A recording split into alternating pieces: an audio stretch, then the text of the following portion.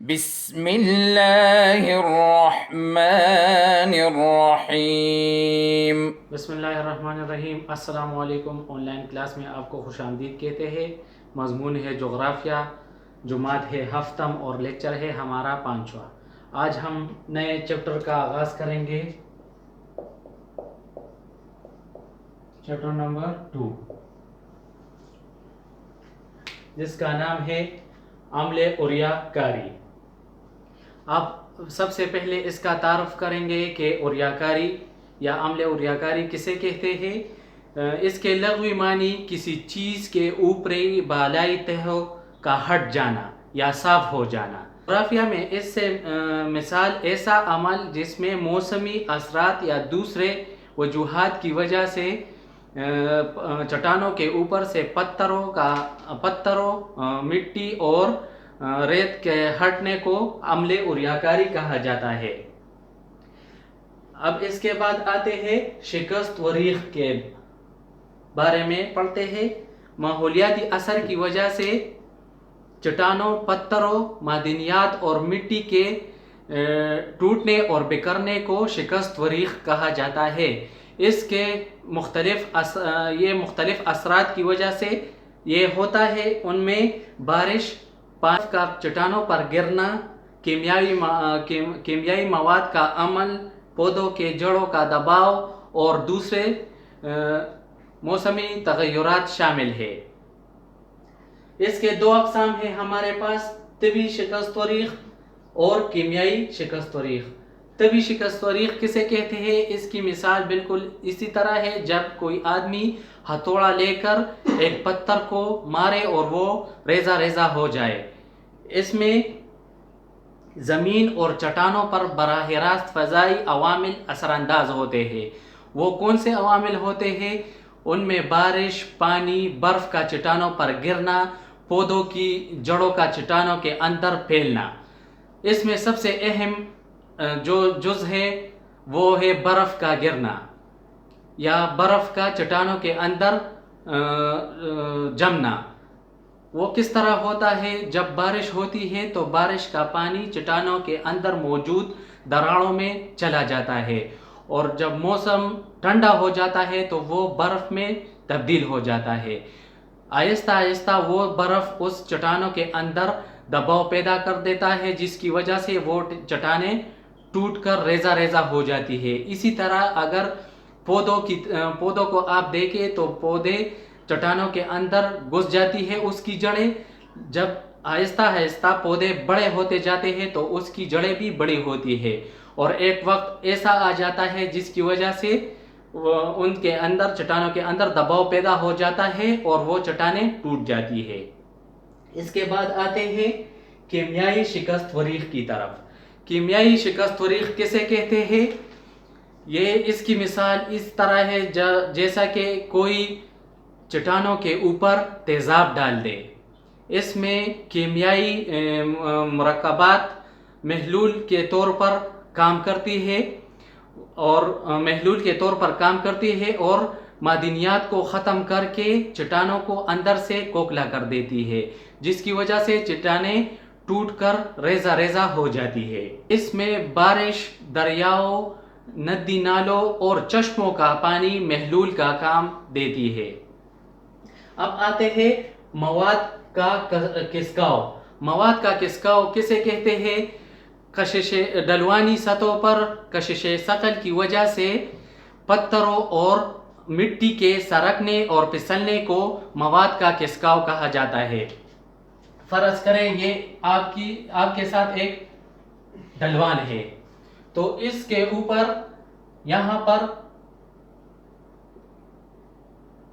پتھر اور مٹی ہوتی ہے جو کشش ثقل کی وجہ سے، جسے ہمیں گریویٹیشنل فورس بھی کہتے ہیں، اس کی وجہ سے ان ڈلوانوں سے نیچے کی طرف آتی ہے۔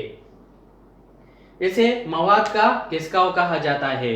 اس میں مواد ان پتھر اور مٹی کے مجموعے کو کہا جاتا ہے، جبکہ کھسکاؤ سے مراد وہ چٹانیں یا وہ ٹیلے جو اپنی اونچائی آہستہ آہستہ ختم کر رہی ہو اور کسکاؤ کی وجہ سے وہ آہستہ آہستہ ختم ہو رہے ہو۔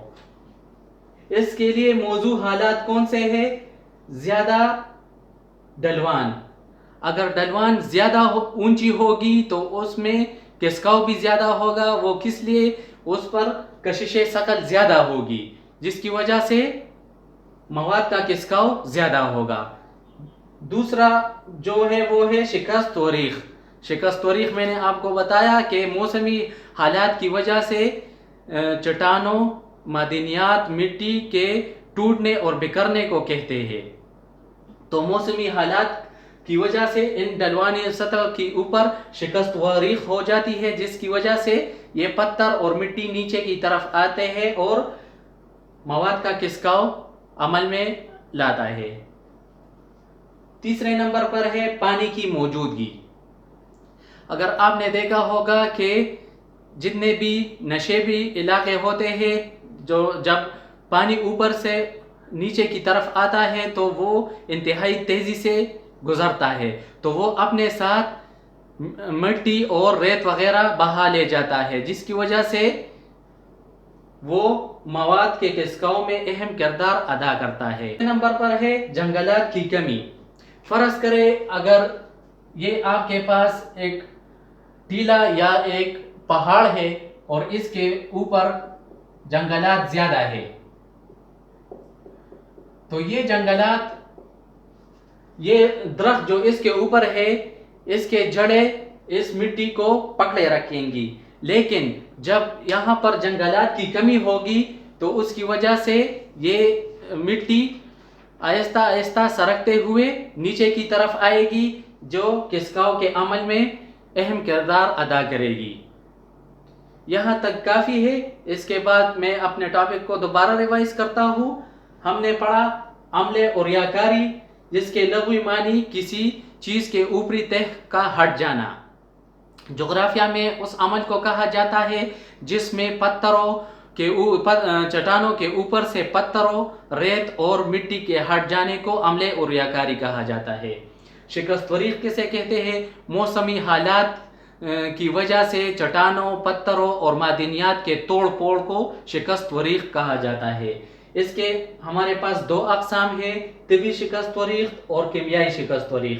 طبی شکست و ریخ اس طرح، بالکل اسی طرح ہے جس طرح کوئی ہتھوڑے سے پتھر کو مارے اور وہ ریزہ ریزہ ہو جاتی ہے۔ اس میں فضائی عوامل ڈائریکٹ چٹانوں پر اثر انداز ہوتی ہے اور اسے ریزہ ریزہ کر دیتی ہے۔